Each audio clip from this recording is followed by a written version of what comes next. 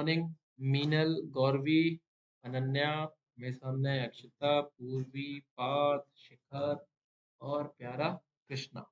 चलिए जी, तो supply chapter हम लोग पढ़ रहे थे। सप्लाई चैप्टर में मैं आपका टॉपिक स्टार्ट कर चुका था इलास्टिसिटी। क्या हम लोगों को थोड़ा बहुत याद है हमने लास्ट टर्न पे क्या सीखा था इलास्टिसिटी में? Elasticity of supply. इससे पहले मैंने आपको टॉपिक बताया था law of supply. Law of supply में मैंने आपको बताया था कि प्राइस और सप्लाई में होता है डायरेक्ट रिलेशन। अगर हमारा प्राइस बढ़ता है तो सप्लाई भी बढ़ता है, या फिर मैंने आपको बताया है कि प्राइस अगर कम होगा तो सप्लाई भी कम होगा। दैट मीन्स प्राइस और सप्लाई में होता है डायरेक्ट रिलेशन। हमने पढ़ लिया था लॉ ऑफ सप्लाई में। Law of supply explain effect of price over supply, right. और बाकी के जो अदर फैक्टर्स है रिमेनिंग कांस्टेंट। तो लॉ ऑफ सप्लाई से हमने डायरेक्शन तो पढ़ लिया, they move in same direction, पर प्राइस के कितने बढ़ने से सप्लाई कितना बढ़ा ये चीज हम लोग सीखेंगे इलास्टिसिटी से। तो इलास्टिसिटी क्या है? It measure the response of supply due to change in factors on which supply depend.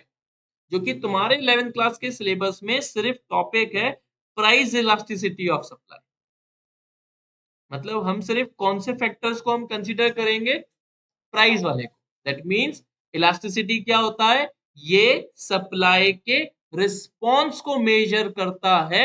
और सप्लाई रिस्पॉन्स क्यों कर रहा है, चेंज क्यों हो रहा है? क्योंकि प्राइस में चेंज आया। प्राइस में चेंज आना मतलब सप्लाई में चेंज आना। तो इलास्टिसिटी क्या हुआ, मेरे साथ बोलेंगे, it measure the responsiveness of supply due to change in price of a commodity। फिर से बोलेंगे, elasticity measure the responsiveness of supply due to change in price of a commodity। इसका मैंने फिर तुम्हें फॉर्मूला भी बताया था, बताओ क्या? सही सही सही, बिल्कुल सही। Percentage change in supply percentage change in price. मतलब जो डिपेंडेंट वाली चीज है, सप्लाई डिपेंडेंट है, वो न्यूमरेटर में आएगा और प्राइस जो है वो डिनोमिनेटर। ठीक है, इंडिपेंडेंट चीज हमेशा अपन को नीचे लेने की। तो फॉर्मूला क्या है हमारा? Percentage change in supply divide by percentage change in price. मतलब हमको ये फॉर्मूला अगर और हम इसको थोड़ा एलोबरेट करें तो इसका फॉर्मूला है change in supply divide by original supply. Part से प्लीज बोले, नीचे क्या आएगा? Change in price divide by original price. बिल्कुल सही, हरी बात सर। सर कैसे करेंगे? अगर आपको सपोज करो क्वेश्चन दिया हुआ है, प्राइस मेरी बढ़ी है 10 से 30 और क्वांटिटी सप्लाई मेरा बढ़ा है मान लो 40 से 80। ठीक है, तो मेरा चेंज कितना है सप्लाई में? चेंज कितना हुआ है? 40। ओरिजिनल कितना था? 40 इंटू 100। फिर से चेंज कितना हुआ है प्राइस में? 20 डिवाइड बाय ओरिजिनल कितना था? 10 इंटू 100। जल्दी बताओ मेरे को इसका आंसर क्या आएगा?